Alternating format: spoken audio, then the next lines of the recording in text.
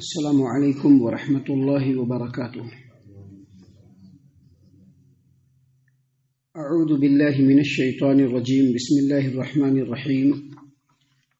ولو شاء اللہ لجعلکم امۃ واحدۃ ولکن یضل من یشاء ویہدی من یشاء ولتسألن عما کنتم تعملون ولا تتخذوا ایمانکم دخلا بینکم فتزل قدم بعد ثبوتها وتذوقوا السوء بما صددتم عن سبیل اللہ ولہم عذاب عظیم۔ اور اگر اللہ تبارک و تعالی چاہتا تو تمہیں ایک ہی امت بنا دیتا، لیکن وہ جسے چاہتا ہے گمراہ کرتا ہے اور جسے چاہتا ہے ہدایت دیتا ہے، اور جو کچھ تم کرتے رہے اس کے متعلق ضرور تمہاری پوچھ گچھ ہوگی، اور تم اپنی قسموں کو اپنے آپسی معاملات میں دھوکہ دینے کا ذریعہ نہ بناؤ، ورنہ تمہارے قدم جم جانے کے بعد پھر سے اکھڑ جائیں گے، اور عہد شکنی کی وجہ سے، وعدہ توڑنے کی وجہ سے جو تم اللہ کی راہ سے روکتے رہے، اس کے بدلے میں تمہیں برا نتیجہ بھگتنا ہوگا، اور آخرت میں تمہارے لیے بہت بڑا عذاب ہوگا۔ محترم سامعین کرام، سورۃ النحل سورہ نمبر 16 اور اسی سورت سے بھی آپ کے سامنے آیت نمبر 93 94 یعنی 93 اور 94 یہ دو آیت آپ کے سامنے تلاوت کی گئی، اور بفضل اللہ، باذن اللہ، بتوفیق اللہ دونوں آیات کا ترجمہ آپ کی خدمت میں پیش کیا گیا۔ سامعین کرام، پہلی آیت کریمہ میں اللہ تبارک و تعالی نے فرمایا کہ وَلَوْ شَاءَ اللَّهُ لَجَعَلَكُمْ أُمَّةً وَاحِدَةً وَلَكِنْ يُضِلُّ مَن يَشَاءُ وَيَهْدِي مَن يَشَاءُ وَلَتُسْأَلُنَّ عَمَّا كُنتُمْ تَعْمَلُونَ۔ اگر اللہ تبارک و تعالی چاہتا تو تم تمام کو ایک ہی امت بنا دیتا۔ آیت کریمہ میں اللہ نے فرمایا وَلَوْ شَاءَ اللَّهُ لَجَعَلَكُمْ أُمَّةً وَاحِدَةً، اور اگر اللہ تبارک و تعالی چاہتا تو تم لوگوں کو ایک ہی امت بنا دیتا، مطلب یہ کہ تمہارے درمیان کوئی اختلاف نہیں ہوتا، کوئی انتشار نہیں ہوتا، کوئی خلفشار نہیں ہوتا، ہر چیز کو اللہ تعالی ختم کر دیتا، آپسی اختلاف کو ختم کر دیتا، بغض و عداوت کو ختم کر دیتا، محبت پیدا فرما دیتا، لیکن ایسا نہیں ہے۔ اللہ تعالیٰ نے قرآن کریم میں دوسرے مقام سورہ یونس آیت نمبر 99 میں فرمایا وَلَوْ شَاءَ اللَّهُ لَجَعَلَكُمْ وَلَوْ شَاءَ اللَّهُ لَآمَنَ مَنْ فِي الْأَرْضِ كُلُّهُمْ جَمِيعًا۔ اگر اللہ تبارک و تعالیٰ چاہتا تو اس روئے زمین کے تمام لوگ ایمان لے آتے، سب کے سب مومن ہوتے، بالکل صحابہ کرام رضی اللہ عنہم کی طرح سے، لیکن ایسا نہیں ہے۔ اللہ تعالیٰ نے قرآن کریم میں سورہ ہود آیت نمبر 118 اور 119 میں بھی یہی بات کہا کہ اگر اللہ تبارک و تعالیٰ چاہتا تو سب کے سب ایک ہی امت ہوتے، ولا یزالون مختلفین، لیکن لوگ برابر اختلاف کرتے رہیں گے، الا من رحم ربک، سوائے ان لوگوں کے جن لوگوں کے اوپر آپ کے رب کی رحم ہو، رب کی رحمت ہو۔ یہاں پر آیت کریمہ کے اس ٹکڑے کے تعلق سے یہ بات سمجھ لیجئے کہ یہ جو دنیا ہے، یہ دنیا، اس میں اللہ تبارک و تعالیٰ نے ہر انسان کو اختیار دیا ہے۔ اللہ نے ہر انسان کے اندر نیکی کا، خیر کا، برائی کا اور شر کا، یہ دونوں کا جذبہ انسان کے اندر اللہ نے اتار دیا۔ آدمی سمجھتا ہے اور جانتا ہے کہ یہ چیز صحیح ہے، آدمی سمجھتا ہے اور جانتا ہے کہ یہ چیز غلط ہے۔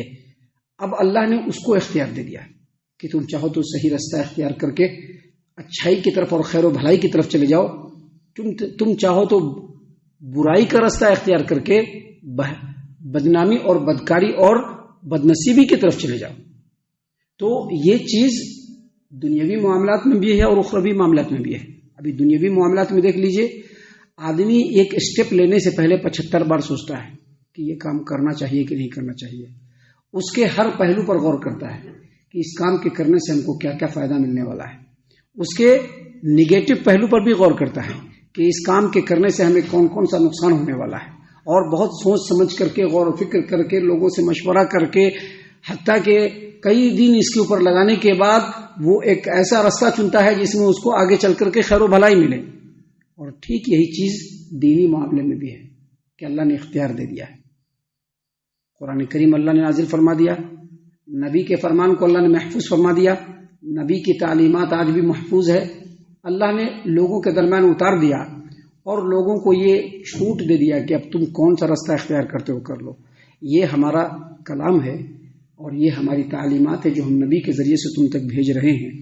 اب تم اس کے مطابق چاہو تو زندگی گزارو اور چاہے تو دنیا میں کوئی بھی راستہ اختیار کر لو. یہی وجہ ہے کہ آپ دیکھیں گے کہ دنیا میں مسلمان بھی ہیں اور نان مسلمز بھی ہیں.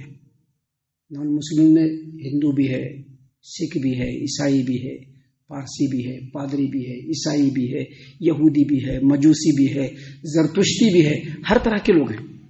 اب یہ تو مسلمانوں اور نان مسلموں کی بات ہے. آپ اگر مسلمانوں میں دیکھیں گے تو مسلمانوں میں بھی لوگوں نے الگ الگ فرقے بنا کر کے رکھے ہوئے ہیں. اللہ نے ان کو اختیار دیا، جاؤ چاہو تو شخصیت پرستی کر لو، چاہو تو نفس پرستی کر لو، چاہے تو دنیا پرستی کر لو، جو کرنا ہے کر لو. اللہ تبارک و تعالیٰ نے تم کو دنیا میں اختیار دیا. یہاں پر اللہ نے کیا فرمایا؟ وَلَوْ شَاءَ اللَّهُ لَجَعَلَكُمْ أُمَّةً وَاحِدَةً. اگر اللہ تبارک و تعالیٰ چاہتا تو تم تمام کو ایک ہی امت بنا دیتا. یعنی سب کے سب قرآن و حدیث کی اتباع کرنے والے ہوتے، سب کے سب توحید پرست والے ہوتے. لیکن اللہ نے یہ چیز دنیا میں نہیں رکھا ہے. اسی لیے اللہ تبارک و تعالیٰ نے آگے فرمایا وَلَٰكِن يُضِلُّ مَن يَشَاءُ وَيَهْدِي مَن يَشَاءُ. اللہ جس کو چاہے گمراہ کر دے اور جس کو چاہے ہدایت دے دے. اب اس کے تعلق سے بھی دو بات سمجھنا ضروری ہے. اللہ جس کو چاہے ہدایت دے دے اور جس کو چاہے گمراہ کر دے. جس کو چاہے گمراہ کر دے اور جس کو چاہے ہدایت دے دے، اس کے بارے میں بھی دو بات سمجھنا ضروری ہے. وگرنہ بہانے نکلنے والے لوگ بہانے نکالیں گے کہ اللہ ہدایت دینا چاہے گا تب تو ہدایت ملے گی نا، لوگ کہہ سکتے ہیں. تو یہاں پر دو باتوں کا سمجھنا اس لیے ضروری ہے کہ بات بالکل کلیئر ہو جائے. پہلی بات یہ سمجھنا ضروری ہے کہ ہدایت صرف اللہ کے ہاتھ میں. ہمارے محمد عربی صلی اللہ علیہ وسلم نے بھی اپنی چاہت کے مطابق اپنے چچا ابو طالب کو کنونس کرنے کی کوشش کی. کہا کہ صرف لا الہ الا اللہ پڑھ لیجئے چچا، اسی کو ہم اللہ کی بارگاہ میں دلیل بنا لیں گے. اللہ نے کہا کہ آپ کے کہنے سے کسی کو ہدایت ملنے والی نہیں. انک لا تہدی من احببت ولکن اللہ یہدی من یشاء. اے نبی صلی اللہ علیہ وسلم، آپ کے کہنے سے کسی کو، آپ کی چاہت سے کسی کو ہدایت ملنے والی نہیں ہے. اللہ جس کو چاہتا ہے ہدایت سے سرفراز فرماتا ہے. ایک بات یہ سمجھ لیجیے کہ ہدایت اللہ کے ہاتھ میں.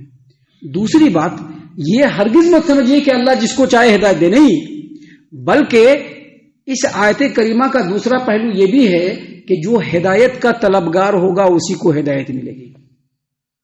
ابھی جو چاہے گا کہ چلو دنیا میں جیسے چل رہا ہے بھیڑ بکری کی طرح سے ہم بھی چلتے رہیں گے، بڑے بڑوں کی طرح سے ہم بھی ایک ہی سر میں بھاگتے رہیں گے، تو یہ ان کی مرضی ہے. اللہ ان کو ہدایت دینے والا نہیں. ہدایت صرف انہی لوگوں کو ملے گی جو ہدایت کے طلبگار ہوں گے، جو چاہیں گے کہ رب العالمین ہم کو سیدھے راستے پر چلائے.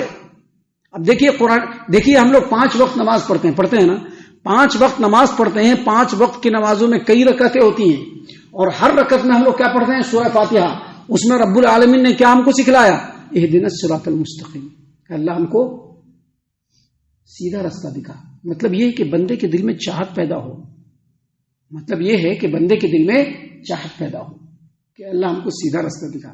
جب بندے کے دل میں چاہت پیدا ہوگی کہ اللہ ہم کو سیدھا راستہ دکھائے اور پھر وہ اس کی کوشش کرے گا تو رب العالمین آٹومیٹکلی اس کو ہدایت دے دے گا. وگرنہ ہدایت ملنے والی نہیں ہے. جمے ہوئے پتھروں کی طرح سے، جمے ہوئے پتھروں کی طرح سے ایک جگہ پر کھڑے رہنے سے ہدایت ملنے والی نہیں ہے. ہدایت اگر چاہیے تو یہاں آنا پڑے گا.